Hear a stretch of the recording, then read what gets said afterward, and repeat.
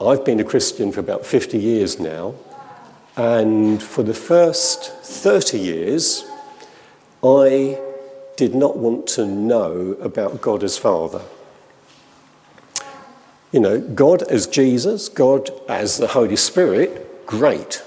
Yes, very happy with Jesus and the Holy Spirit.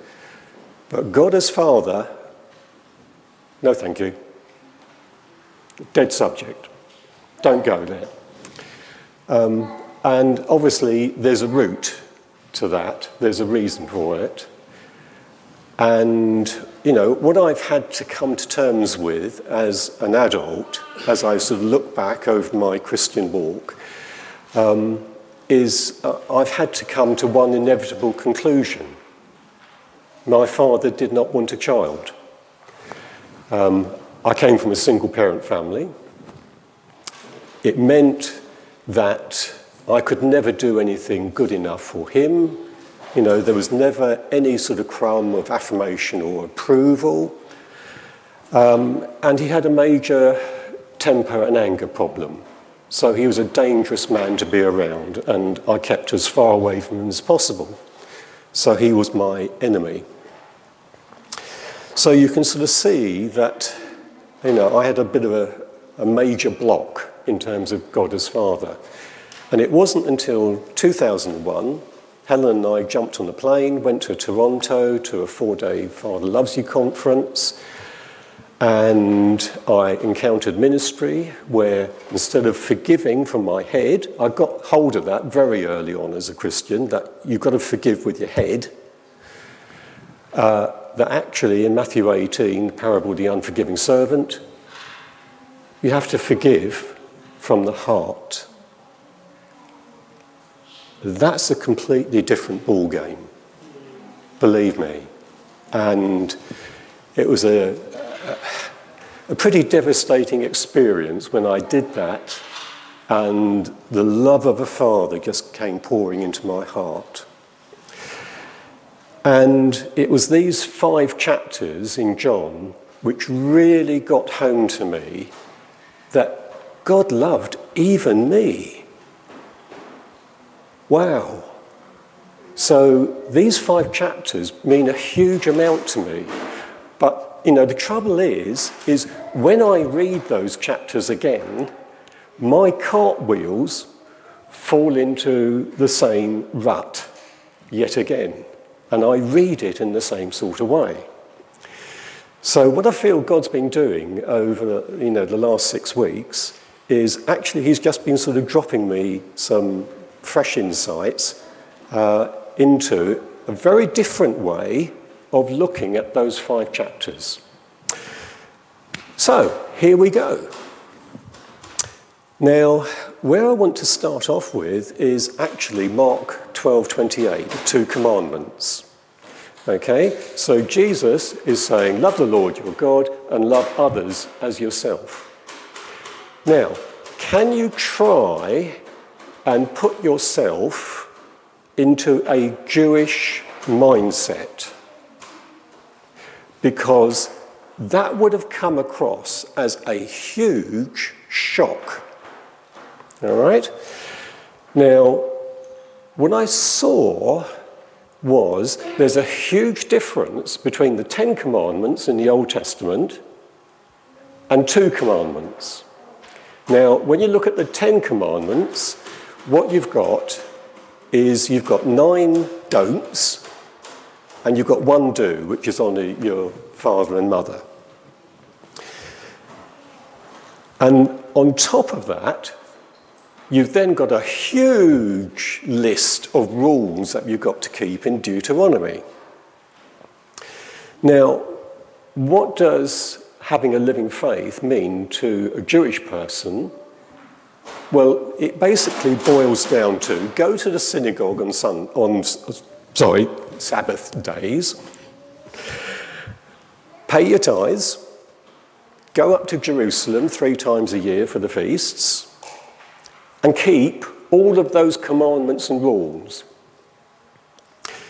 Now, just think about that.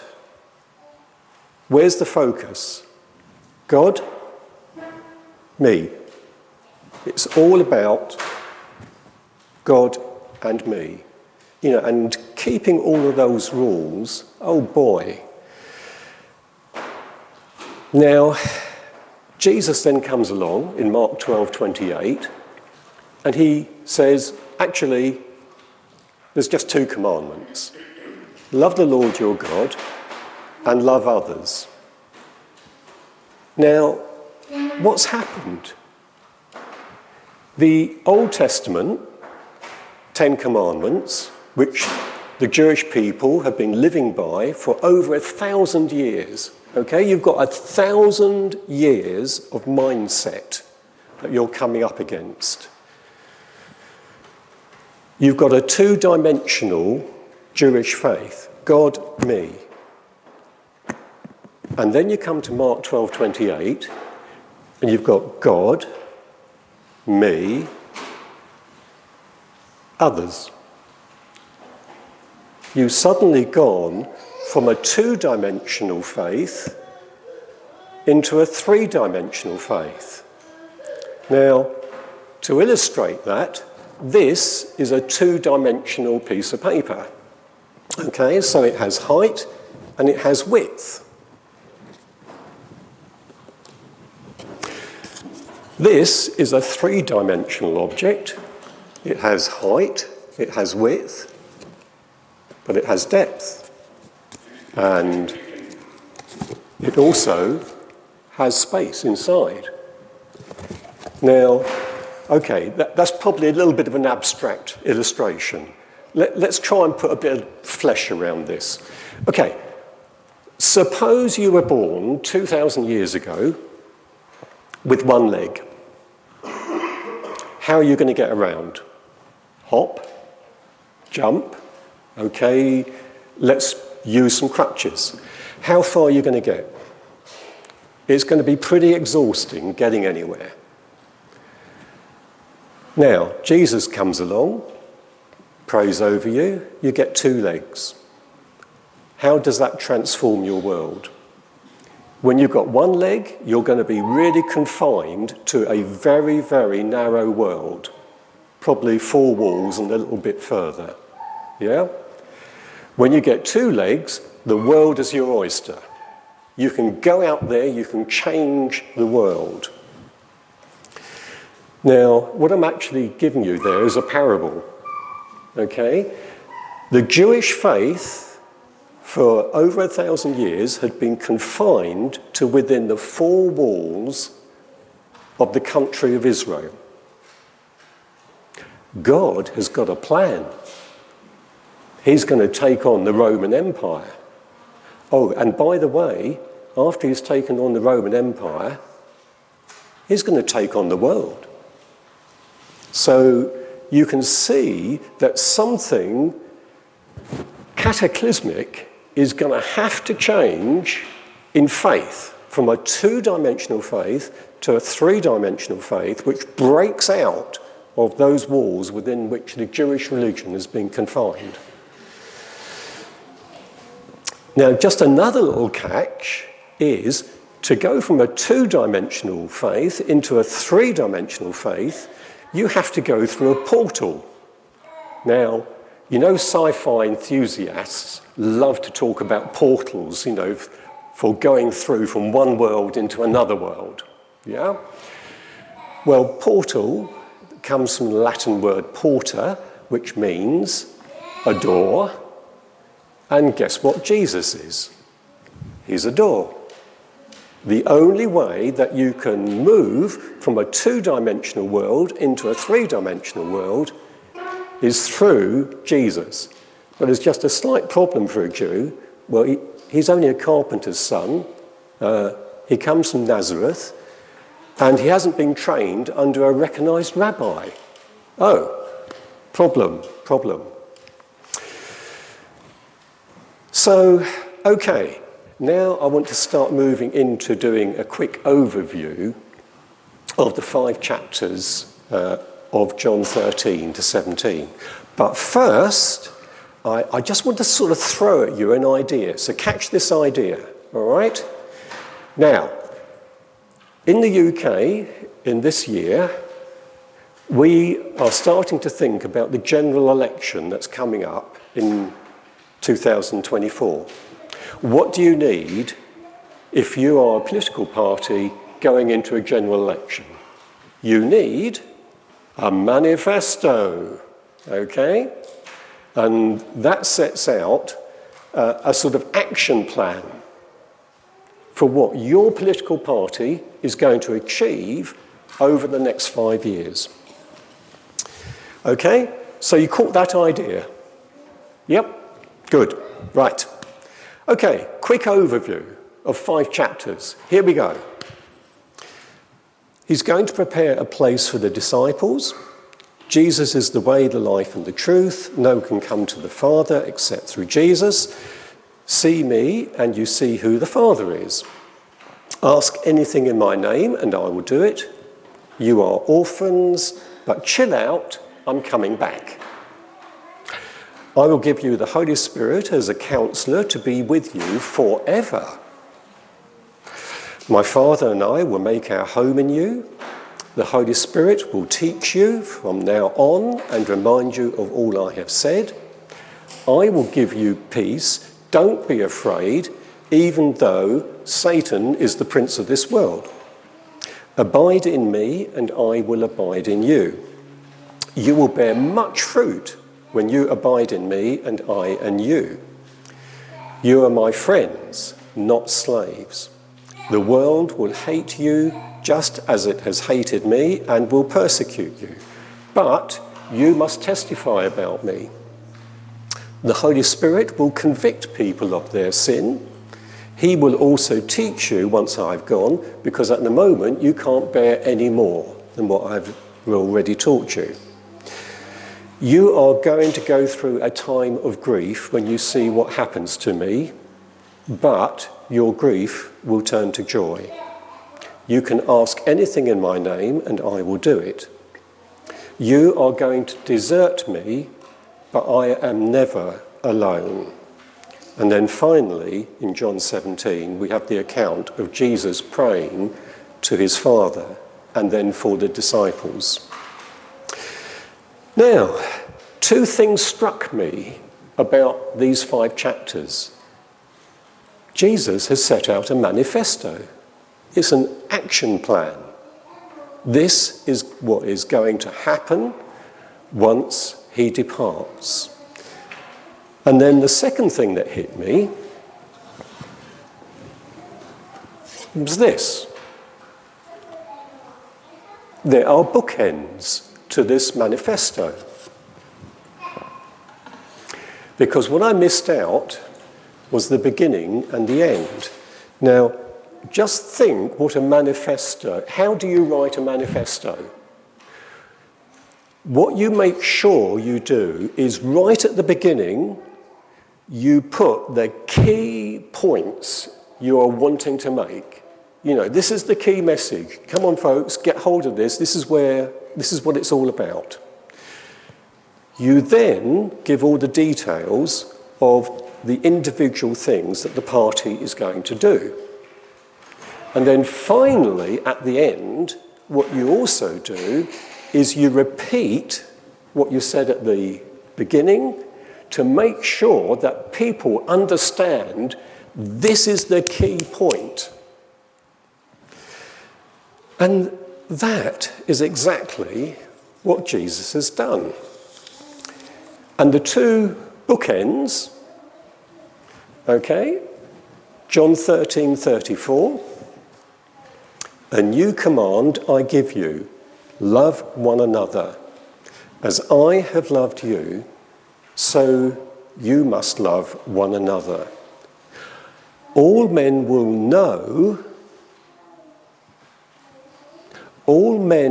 know that you are my disciples if you love one another. And then you get the same message at the end in John 17:20. My prayer is not for them alone. I pray also for those who believe in me through their message, that all of them may be one. Father, just as you are in me and I am in you, May they also be in us, so that the world may believe that you have sent me. I have given them the glory that you gave me, that they may be one as we are one, I in them and you in me. May they be brought to complete unity, to let the world know. To let the world know. What's the importance of Christians loving one another? Is it that we're just to sort of get onto this cotton wool, cloud nine, flower power, hippie fest experience and enjoy ourselves until kingdom come? Is that what it's all about? No. There are two things here. The point of them is that out of that loving one another, there is a witness into the world where non-Christians see Christians have something absolutely magnetic which draws them into the kingdom. They are the living testimony and proof and evidence that there really is a God who loves people.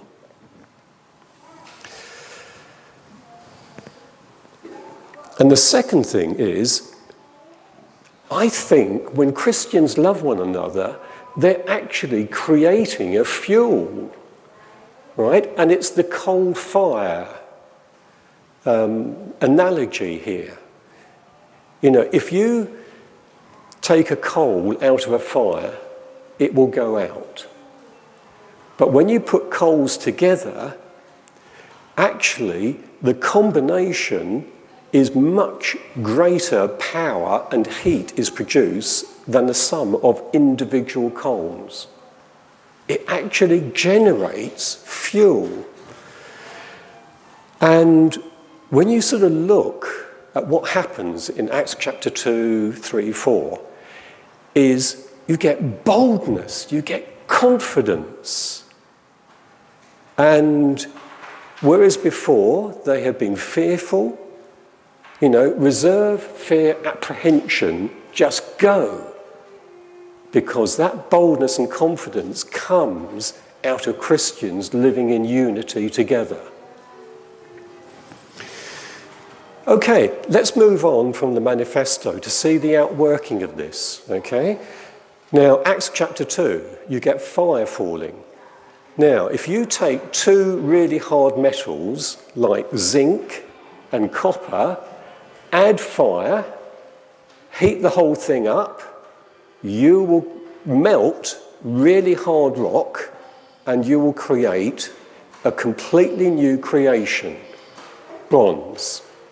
And once bronze is created, there is no power on earth which can separate it out into the two elements again. And that's really what happens in Acts chapter 2. You get a new creation. You get a welding together, a merging, a fusing together. And you read in Acts 2 and 4, all the believers were one in heart and mind. And confidence and boldness flows out of that unity and love for one another. Now, unfortunately, this all happened 2,000 years ago. Now, there weren't any PR agencies back in those days. So really, Jesus' manifesto needs a little bit of polishing up. You know, it needs a bit of glitz being added to it. Because, you know, every manifesto, you know, it needs a sort of 3 or 4 word catchy slogan.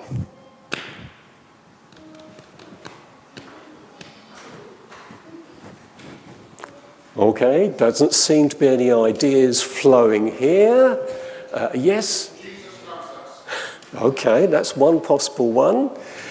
Okay, well actually I just happened to have brought one along this morning. Okay, are you ready? This is a real knockout slogan. to Eden. Back to Eden. Okay, there's a few puzzled faces around. Maybe I had better explain it. Okay. Right, where I'm coming from is I do not think that you can read the New Testament or what Jesus says unless you keep on looking at the context being Genesis 1 to 3. The reason I say that is the reason that Jesus came at all is to undo the effects of the fall. That's what it's all about. God lost relationship with people through the fall. What does Jesus do through the cross? He provides a portal, a door, by which we can re-establish relationship with God. So, what did God do in Eden? Well, he created a perfect world. A perfect world where there was a perfect man and a perfect woman. The man and the woman perfectly loved one another. They were in unity, not only with one another, but with God. Now, have you already jumped ahead of me? God, individual, other. A three-dimensional world. But what has God actually done? All he's done is he's replicated on earth what existed in heaven. Because you have a three-dimensional God. Jesus, Father, Holy Spirit. Three-dimensional God. Three-dimensional model on earth. And Jesus is wanting to re-establish that three-dimensional model again through the cross. Now, obviously, the fall happens, and Satan's strategy is to attack relationship. It is to attack unity, to destroy relationships, to separate people. You know, it's divide and conquer. That's his strategy. The more he can separate people, isolate them into silos, the more successful he's going to be. So the fall happens, disunity crashes in, and this is where the wagging finger starts. The finger of accusation. God says to Adam, effectively, what have you done? What's Adam's reply? God, it's all your fault. You gave me that woman over there. And then God goes along to Eve and says, what have you done? Out comes the wagging finger. The deceiving serpent deceived me. It's not my fault. Now, do you see what's happened here? This is where defense mechanisms started. Right? You've got to protect yourself from being hurt. Guess what? We've had thousands of years of perfecting defense mechanisms. We are now experts in defense mechanisms. The sad fact is we live in a broken world with broken people. I think it's a pretty safe bet if I say there is no person in this hall now who has not been really hurt by another person. I think that's a pretty safe bet. This is part and parcel of life. So what do? We're on our guard, aren't we? We tend to keep people at a distance. When we meet a new person, we're constantly saying, can I trust you? How far can I trust you? That's the world that we now live in. So, God has a plan, okay? So what's his plan? How is Jesus going to go about creating unity? Okay, here's the recipe. First of all, you take some uneducated, rough fishermen. Then you add a sophisticated accountant. Well, an accountant has to be sophisticated. Sorry, pardon? Okay, but he's also one of those nasty, hated tax collectors. Then you add a zealot who's hoping for a messianic leader to kick the Romans out of Israel. You add 2 sons of thunder who have got an anger and temper problem. Oh dear. Then add in a sprinkling of extroverts and introverts.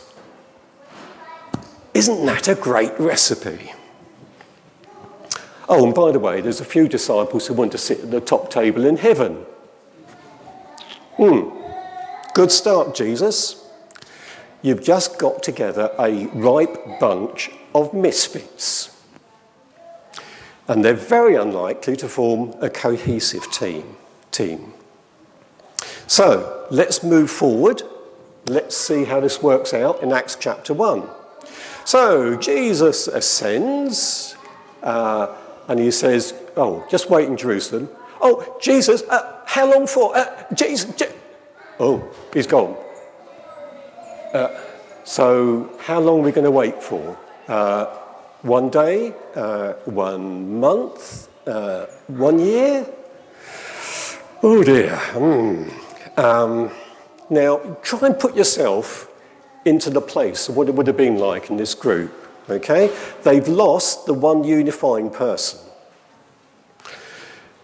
They've got a leader in Peter.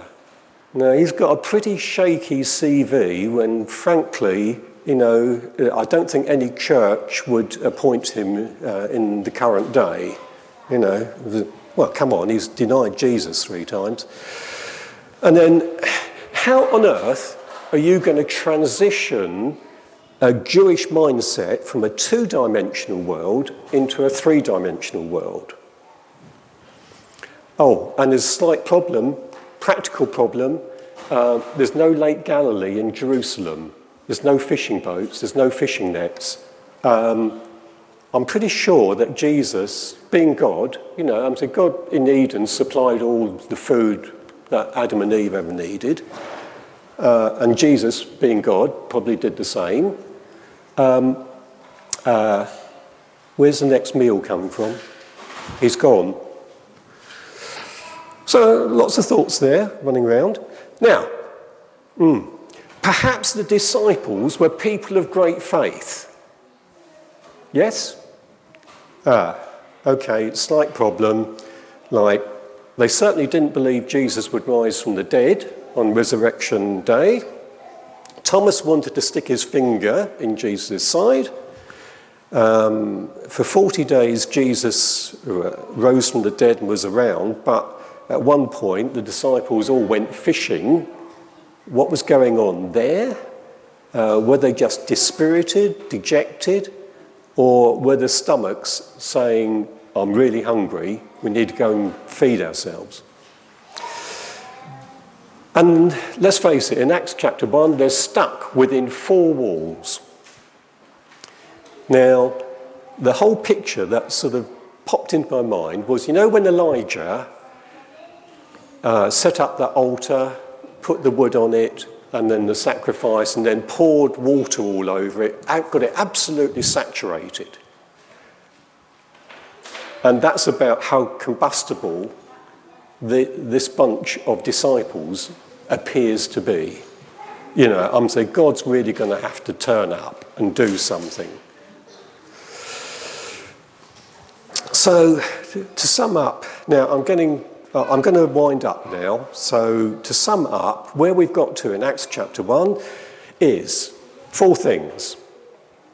You've got a very unlikely bunch of misfits meeting together. They probably have lots of thoughts running around their minds and their guts. What ifs? Is God going to turn up for me, for us? And they're probably feeling totally overwhelmed by this manifesto, which looks completely impossible. Does that remind you of any current day church?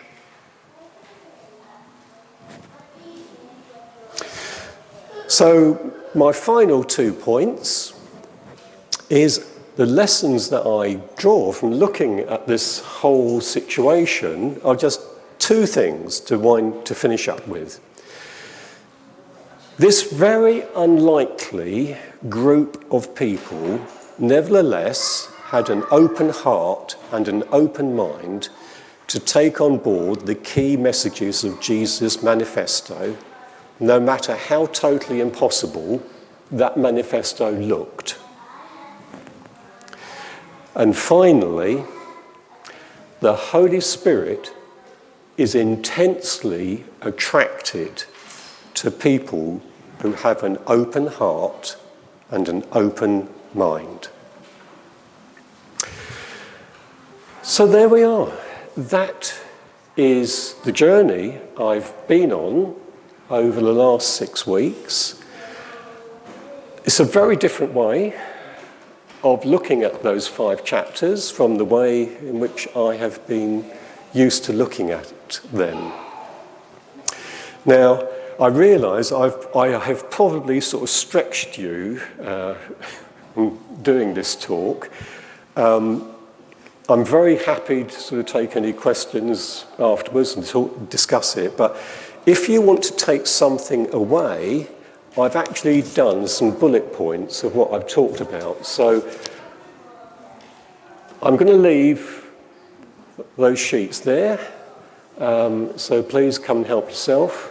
And it's only very condensed, but hopefully you'll be able to pick up the points. So, on that point, I'll hand back to Jonathan. Thank you, Leigh. Thank you.